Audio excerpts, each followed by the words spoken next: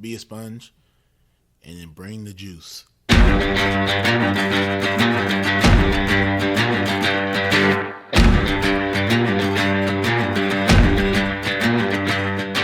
By focusing on your improvement, by focusing on your progress, and eliminating any fixed mindset that you may have and acts of perfectionism, then you encourage your own mastery. On some level, we do what we want to do 24 hours a day. Now, sometimes it may not seem like that, but if I'm choosing to work instead of sleep, what I'm actually saying is keeping my job is more important than sleeping. I'm tired of this. I'm tired of getting beat. What can I do to get over this hump? So mentally, that's when I kind of put that forefront, like, hey, it's either all or nothing. I like to put failure in quotations because I don't believe that failure is true failure if you're looking at it with the right mindset. The truth is, the journey to greatness is hard. It takes time, it takes effort, it takes focus, and every day you have to decide what you value, what you want to pursue, and what you want to achieve. And if you dig deep enough, if you push hard enough, we all have what it takes to be great. Welcome to the Edge of Greatness.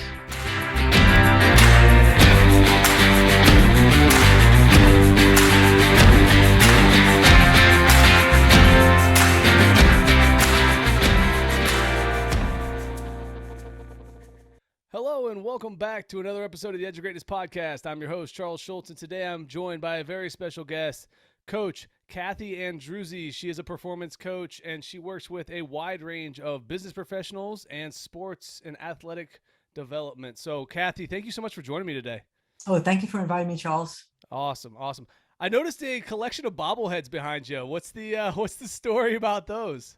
You know, I like collecting bobbleheads, and if I come across one, I grab it. So I have a couple of Carly Lloyd, who played for us at Rutgers University, and certainly one of the top soccer players in the world, and Coach Peichel, who's our men's basketball coach, and I think it was Jim Delaney, who was the former commissioner of the Big Ten. I went to an event, and they were giving out his bobblehead. So a couple of different bobbleheads stuck in there. Mm-hmm. I love that. So you mentioned working with the Rutgers program there, and some of the things you're doing. What I want to know is, in your experience, what role does culture play in success? Oh, huge. It's huge, and especially for our program. And I'll talk a lot about Rutgers women's soccer because I'm very invested in that, as well as a couple other programs. But culture is the personality of the team. Culture is about the shared experiences that each athlete and the coach have with each other. Without a good culture, I mean, they say culture eats each strategy any day of the week. And so you got to have that culture. And to us, developing a culture has been significant. And the culture we had this year with Rutgers women's soccer, we achieved many outstanding goals, was based on the strong culture, which was led by the leadership of our team. So how does Rutgers in particular implement the strategies to develop the culture that they're trying to build? Starts with core values. Okay. And this is really big for our particular program. When I joined the program 5 years ago, I'm going into my 5th year right now. When I joined the program, Coach Mike O'Neill, who actually champions everything we do, is very invested in the personal development of his student athletes. We decided the most important thing is if we don't have core values, if we don't know what we stand for, because the core values, they enhance our decision-making and our behaviors. So the core values are the foundation of our program. So what we do every year is that we have a big to do with core values. Now, the coaches don't select the core values. It's a team event. So the first week of practice, we start practice on August 1st. That first week, we have a big session. Everybody gets together, the coaches and the athletes, and we break them up into different groups. Now, we have some consistent core values that we've been adhering to for the past 4 years, that have been really solid for us. So I could share them with you as well. And they actually spell Rutgers. That's R for respect, U for unity, T for trust, G for growth, E for excel, am I right? R for relentless, and S for selflessness. So those are our standing core values right now. So we'll get to this group together that first week of August. We'll get together, put them in teams, and they'll decide, are those the core values that we want to have for this year? Have they been working for us? Each team gets together, and then they come up in front. We call each team one by one. They come up in front and they tell us, okay, we want R for respect. We want U for unity. Well, we want E for excellence. They might change it. So each team gets up there and they have to say, but why they are changing it and why they want that particular word.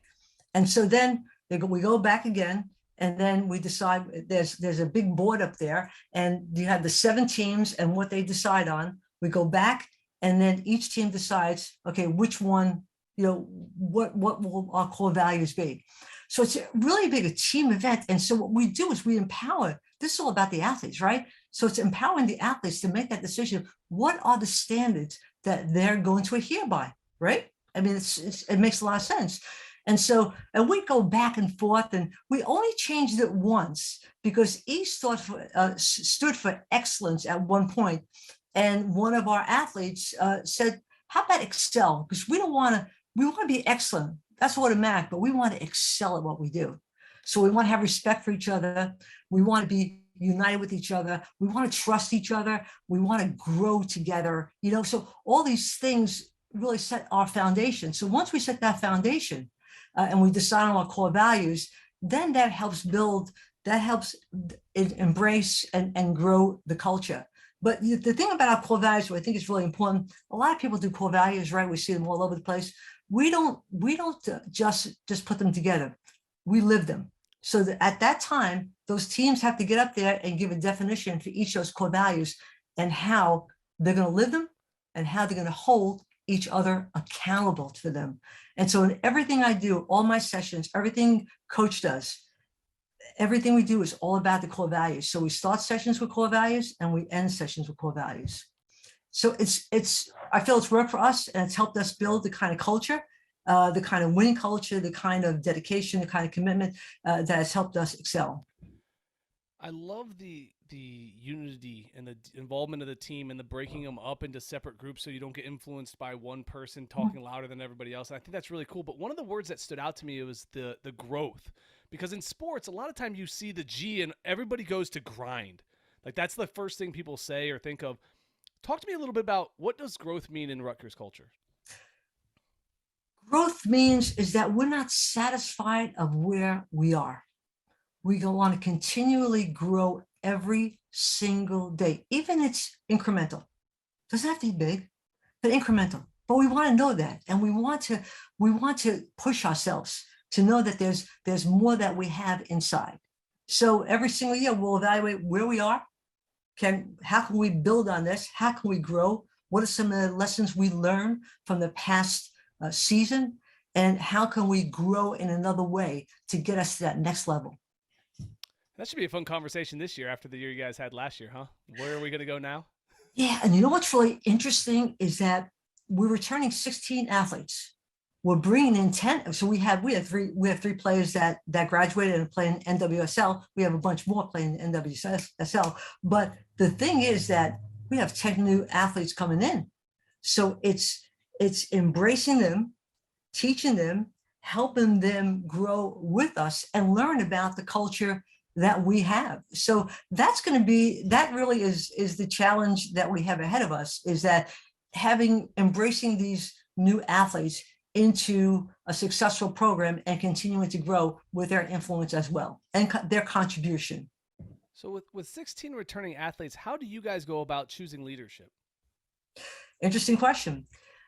Coach O'Neill decides on the captains. Okay. And that's from that's his thing. I mean, it's been successful for many, many years. This year we have 5 captains. We have 2 seniors, our senior Meg, who's our goalkeeper, and Allison Lynch, and then we have 3 of our juniors. So we have 5 captains, and that's really you look and say, 5 captains, but they each contribute in a very significant way. And I get the opportunity of working with those captains because when I do my sessions, it's those conversations I have with the captains to get the pulse of the team. How's the team feeling? we're worried right now. Is there anything in particular that you want me to address? So we have a good relationship because I'm getting their feedback on things that we need to discuss. So what is it primarily that your role is then within the team and the organization? So you mentioned you meet with the captains. Is it just the captains, or do you have a role with everybody? Oh yeah, no. I just meet with the captains just to get some insights of the team. But no, I meet with everyone. In particular, is that my role is leadership and performance coach. So what I do is that I hold sessions throughout the year, leadership and performance sessions on a number of different topics. Foundational, facilitative, and performance skills development as far in leadership. So you're talking about core values, talk about culture, talk about commitment, talk about mental preparation, mindset, emotional intelligence, really big. And that's big for you because when I was going over your book, self-awareness, huge part. So I put these, I create a curriculum every year, but my curriculum is very much organic. So I change it according to what the team's needs are. And then, like in particular, what I'm doing right now is that I work with all 26 athletes on what we call their performance goals. And we set performance goals from June 1st to July 31st. So we want to help them, and not just me and the athletes. They put their 3 performance goals and 3 process goals on how they're going to achieve those performance goals. And so I have conversations with them. I had a bunch of conversations yesterday with each one of them individually, and just how's your summer going? How's things going? What's going on? And just getting to see how they're doing, how they're feeling, and going over their performance goals with them. So to help them understand is that we want our athletes to start August 1st in physical shape. That's not a time to get in shape. That's a time you're walking in. So what we do is we help them identify, certain things that they want to work on. But for me, it's more like the mindset thing. It's more for me for performance and how you're doing. I don't get into the technical part of, the game itself. That's not my role. So when you're working with the athletes, how much of the lessons and the things that you're teaching in your lessons translate beyond sport to them? Well, I think it's huge, because if you want a team to be cohesive and you want them to have a competitive winning mindset, the things you teach them are really important. So core values leads to the development of the culture, and then emotional intelligence, self-awareness, emotional regulation, motivation, social awareness, relationship management, that whole thing. That's something you talk about. Confidence, belief, self-image, self-talk, past experience, mental imagery. So it can go on and on. That's why we develop it in three categories: your foundational skills, your facilitative, I can't even say that, facilitative, and also your performance skills. And performance skills obviously is big, just in terms of game preparation, confidence, mindset, those things. So when I develop the curriculum, like when we start the first week in August, beside the core values, my next session will be about the culture. Will be about enhancing the core values, and we start from there, and then we grow throughout the season. You mentioned something interesting in that answer about relationship management, and I think relationship management is often something that gets swept aside because it's not something that's a common topic. But I think that there's some extreme value in being able to communicate conflict, being able to work through difficulties. What are some tools that you use and some tactics that you use to help your athletes work through conflict, your athletes overcome obstacles within the team, to remain cohesive and tight as a unit? Well, it's really interesting. We had spring training. Spring training started when they came back from school in January all the way through the end of April. During that time, I hold sessions throughout that time.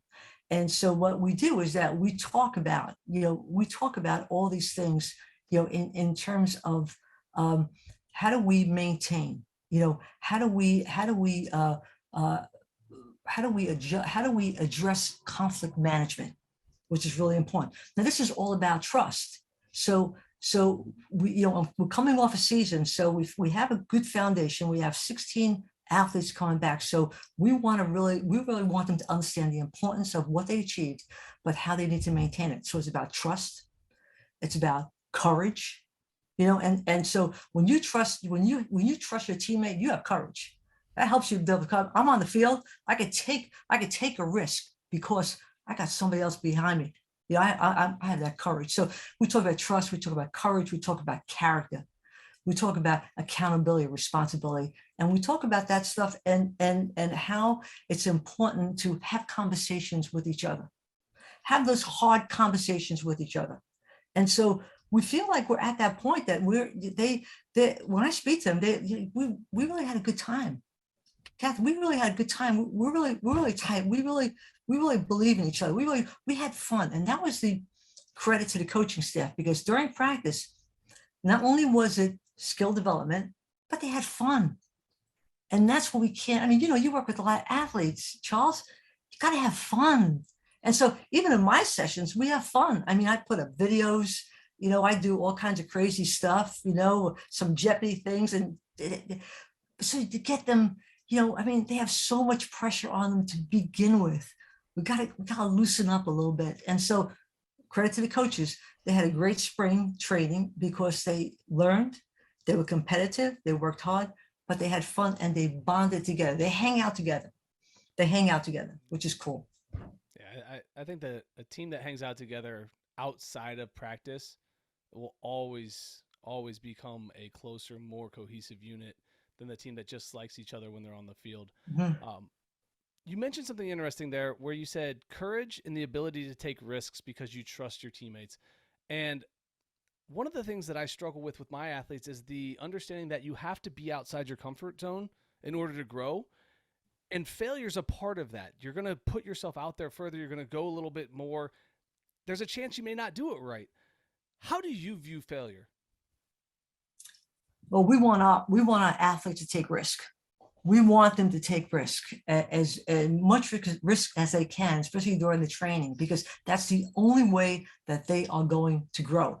And that's the problem we have with young athletes today, because the younger athletes, Charles, they don't have those coping mechanisms.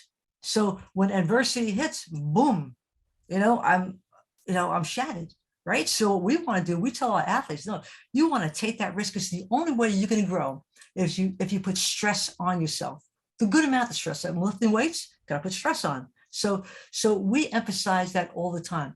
But to get back to your point, I want to circle around. This is really important about how they communicate with each other, how they trust each other. Mm-hmm. It's interesting. I was talking to one of the athletes yesterday, and one of the things she said was that, Cathy, one of the things, we love what you do. I always ask them, what do I do right? What do I do wrong? So I want to know, I want to grow all the time. See, I'm more or less a facilitator. So I'll send them questions ahead of time, email them questions, and they'll come in and they'll share their answers. And by doing that, they become vulnerable, because these answers about, like, how are you going to a typical one I wanted to share this with you, because I thought this was like really important for your listeners to hear. Is that, what are the 3 words or phrases that you would use to describe a trustworthy teammate? What have you done to demonstrate that you are a trustworthy teammate? And what do you need from your teammates in order to trust them? I tell you what, that session we had, they all opened up. And this athlete I spoke to said, that it's just like being able to share that with each other. You become vulnerable, and you're just like, it's so important. So those are the things that we try to do in terms of, hearing their voice. It's not about my voice. It's about their voice and getting their input and sharing with each other. So I think that hopefully answers your question, because I think that's what helps to make them feel that I care about this person, and they're going through the same thing I am, or whatever it might be. Yeah, I definitely think that when you trust the people around you, you're more willing to take chances. You're more willing to reach and fail. It's okay, because they're going to pick you up. They're not going to get on you. They're not going to tear you down. When I was coaching softball, I had a coach who said, a team that cries together thrives together. And I thought that was kind of funny. And we would always do a preseason emotional share from the seniors that were all going to graduate, and they would tell stories about the other seniors. And it was a tear fest. It was an absolute tear fest. But you could see them get closer in that moment. And I think that that's kind of what you're speaking to, is that when you start to open up like that, Mm-hmm. you really connect on a different level. Mm-hmm. Yeah, no question. Yeah. So what I want to dig into a little bit now is you've had some incredible experiences. I was reading over all the things that you've done, from franchise owner of Donato's to general manager to coach to consultant, and all these different roles. Mm-hmm. Which role along the way most challenged you? Hmm. I don't know if there was one that challenged me. There was some that were out of my wheelhouse. Okay. Going from coaching, being an athlete, a collegiate athlete, coaching, having a pretty good coaching career at Wagner College, East Carolina, taking that leap and going into Domino's Pizza, and then taking the leap and being a franchisee. No business experience, but I want to take that risk. I want to play in that game. I want to see, can I play in this game, this business game, this game that was all men. I was the fourth woman in Domino's Pizza franchise. So that, and then certainly, leaving that, and then other challenges along the way, different things I did. Running the 2000 NCAA Women's Final Four was just a tremendous experience. I can't even begin to tell you. It was like I was the head of the local organizing committee. I had to put a team together, and we had to run the number one women's collegiate sporting event in the world. And it was phenomenal, because I surrounded myself with great people that knew far more than I did. Very small staff. We had tremendous corporate experience, corporate support, government support, everything. But the way we ran it, it was a 2-year project, and it wound up being one of the most successful, if not the most successful, Final Four women's basketball history. So it was a tremendous feat. I love that you were honest about being unsure, putting yourself out there, taking that risk, because I'm curious now, is because you were willing to jump out there and take those risks and put yourself in a situation where you're like, I don't know, we're just going to go for it and apply what I know and go hard and go all in. What are some things you learned about yourself doing that? I learned that I think if you have a dream and you're really passionate about it, and you put those blinders on, you don't let people interfere with your passion and what you want to do, you can achieve anything. And that's my message to our athletes. There's no, we have choices in our life. You can just gotta make a decision what you want to do. And then when you decide I want to do this, go for it all the way. Nothing's going to be linear. It's going to be peaks, and it's going to be valleys, and peaks and valleys. So we teach them how to navigate through those peaks and valleys, because those are all the emotional regulation tips that we have to give them. How do I regulate my emotion during this time? Just in the heat of competition. So, I'm all about, taking that calculated risk, having the passion, putting the blindfolders on, and going after it. How much of your outside of sports experience do you end up using when you coach? I use a lot, because with Domino's Pizza, you have over 100 employees, and you have to run a number of different things, and there's a business aspect to it, and there's a lot of things that go around with it, relationships, hiring, all that kind of good stuff. And especially with the Final Four, that was a huge project in all aspects. So I learned about communication with people, building relationships, because building relationships are the key. That opens the door. And so I learned a lot about the corporate setting on how to be a good leader. And that's really the essence of it all. How can you inspire, influence, and motivate people? And that's why I went into coaching. That's why I went into coaching as a sports coach. And that's why I went into coaching, as an executive coach, because I feel that there's so much that individuals have within them. There's so much inside of us. It's not the outside, it's the inside. So can I help them develop all the great qualities they have to self-discover the qualities that they have and to reach their goals. So, over the course of your career, obviously you've seen a lot of different things from sports to business and everything in between. Are there some common threads between the high level, excellent performers across business and sport, or are there some things that are maybe different in each of those aspects, or is it pretty similar? I think it can be pretty similar, but the athletes that I've had the opportunity to be around are really high energy and are really very, very focused and are in competitive environments that are even far greater than some of the business people, because it's about them. It's about their performance. It's like I coach a professional women's soccer player in NWSL, one of the top players, and they have to be extremely disciplined. It's about them. It's about being competitive. It's about the road that they have to leave is on, they're creating that, and there's a lot of different obstacles that get in their way and they have to manage a lot more, but they have to do it as an individual. Sometimes when you're with a corporation, you have other people around you and it's a little different. So I think that the role of the athlete is a lot more challenging in certain ways. Okay. You mentioned the competitiveness of your athlete. How do you guys, or what are some of the tools that you use to implement competitiveness within your team structure?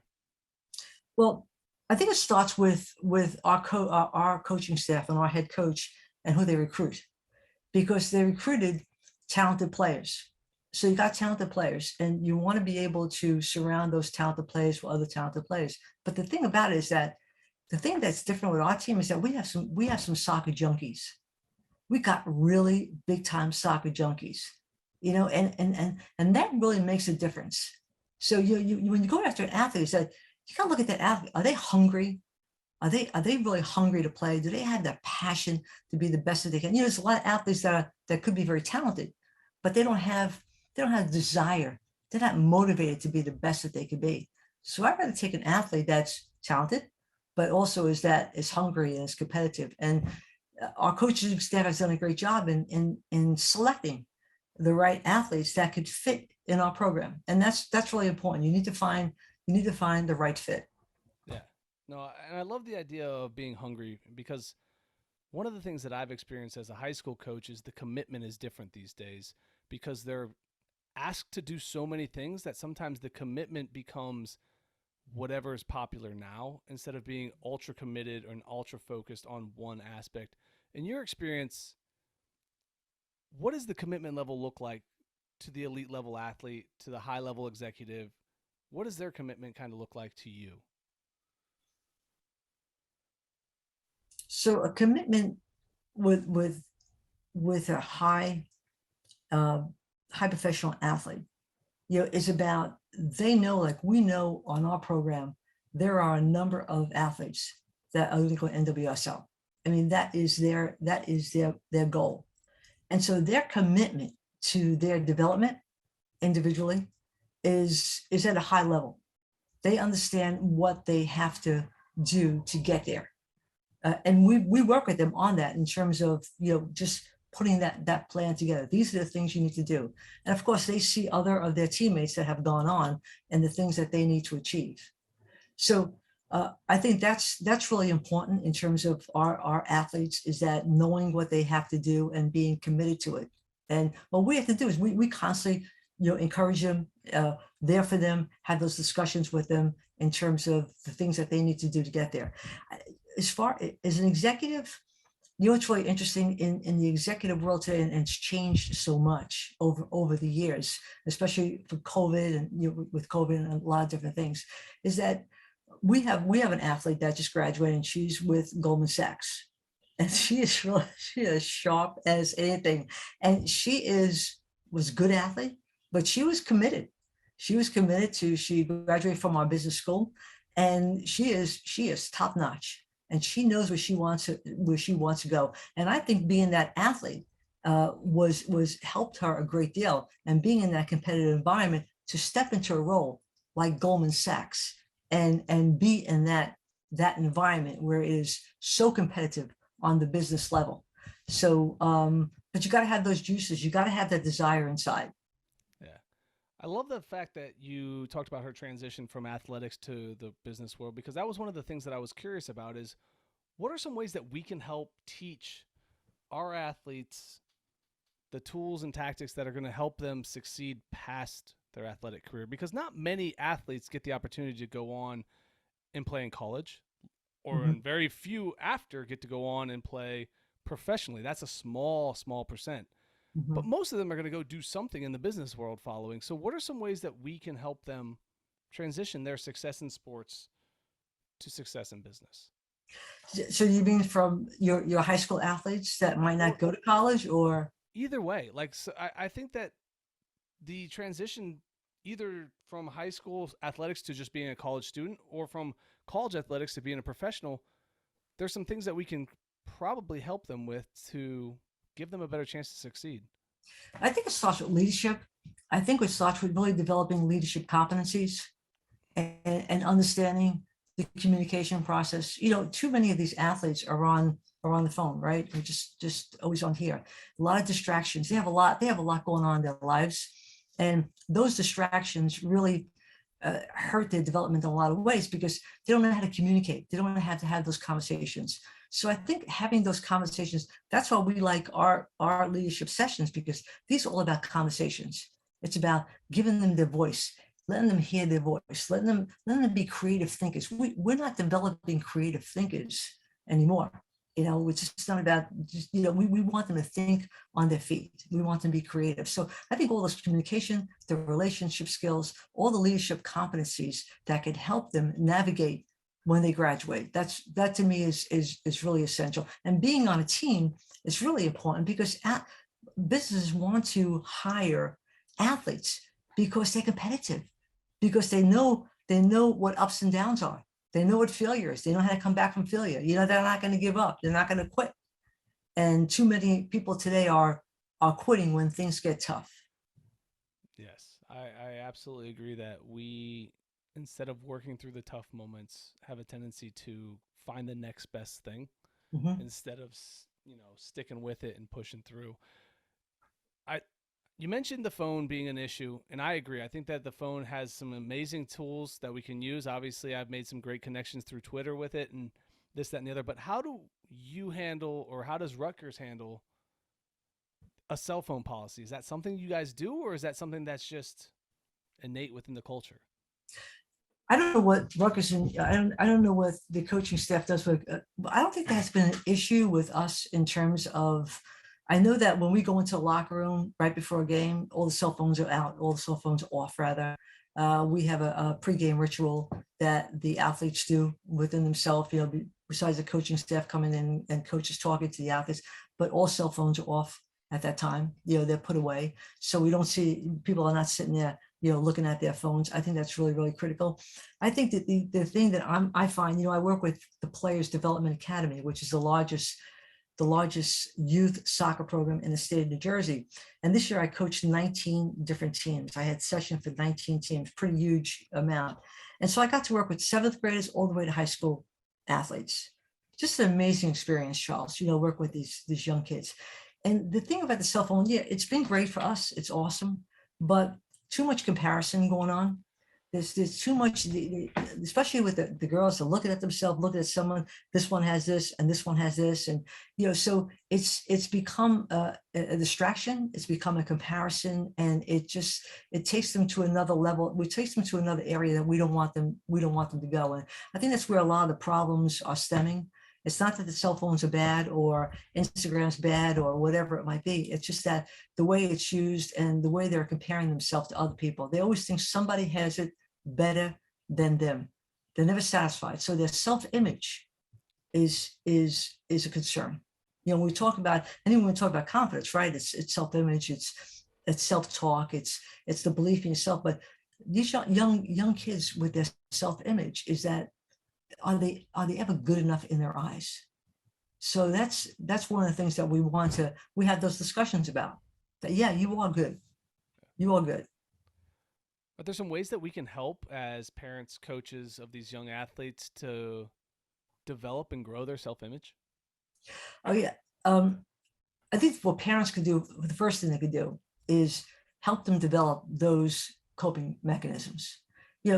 Parents love their children, and it's awesome. I mean, it's just wonderful. However, let them fall. Let them ride the bike and fall, and don't run there and say, "Oh, baby, come on, I'll get you up." Let them. You ever notice when a kid falls, if no one says anything, the kid gets up. But if everybody runs over to the kid starts crying. Really. So you just gotta you gotta help develop those coping mechanisms. That they're not allowed to fail. And then on the other end, sometimes parents are living through their children way too much, and you probably see that all the time, and that hurts that child. There was a stat that came out that more young athletes are leaving after the age of 13 than ever before. It's too much for them. It gets too much. The fun is taken out of the game. We got to keep fun in the game. We got to keep fun.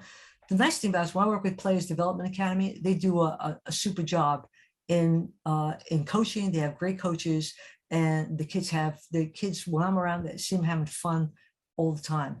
But I think when it comes to self-image, I think that the thing about the cell phones, and it's been known, is that too many comparisons. They're on too many of these apps, and so having those conversations with your athlete, not yelling at them or your daughter, not yelling at them, but just saying like, "This is not. You're good enough. You're good at who you are, where you are right now."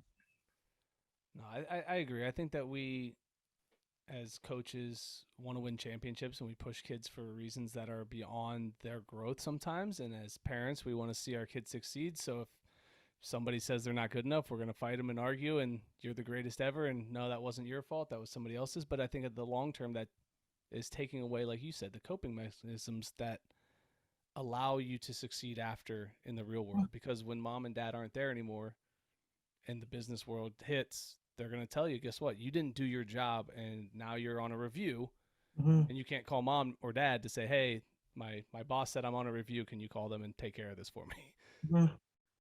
Yeah, and the easy way out for them is to quit. Well, my boss didn't, I'm quitting. Oh, so we really need to get back to basics over here, and it starts with the young athletes. Yeah. So, Cathy, as we start to wind down, what I want to do now is give you an opportunity to share some wisdom with I have some young athletes that listen. Where would you direct them to start to focus their energy when it comes to the mental tactics of peak performance that will most benefit them, let's say at an early age, let's say between 12 and 14, and they're starting to get into the higher level competitive sports? Where would you tell them to start when it comes to mental performance preparation? Well, mindset is the way you think, right? So it's the way you think. And the first thing I always think about is preparation.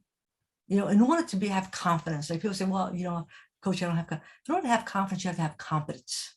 If you're competent at something, if you're competent at skill, that you will develop confidence. So I would say the first thing is put a plan together of what you want to achieve. Write that down on paper.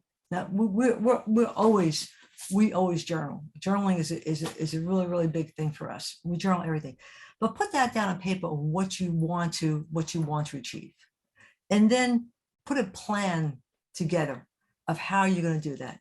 Like what we do with our players with performance goals from June 1st to July 31st. This is just one segment.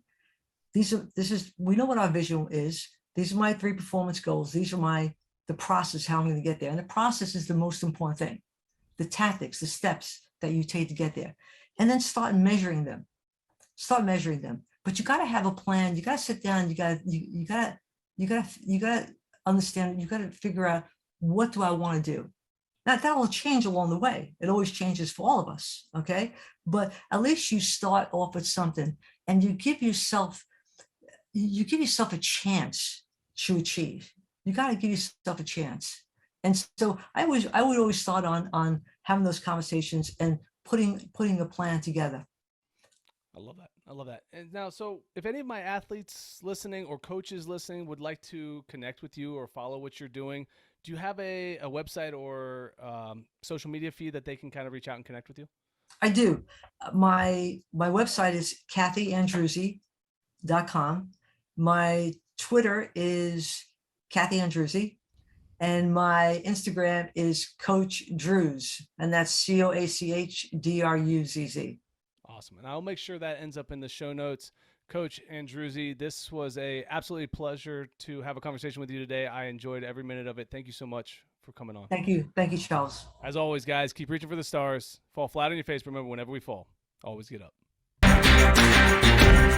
Thank you for joining us today on the Edge of Greatness podcast. If you haven't yet, please take a minute now to subscribe and review our show. Join us again next week as we continue to dig deeper into the key components of greatness. The path to greatness is never linear, so remember to keep pursuing greatness no matter what.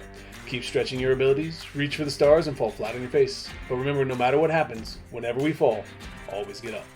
Until next time, I'm Charles Schultz, and this was the Edge of Greatness podcast.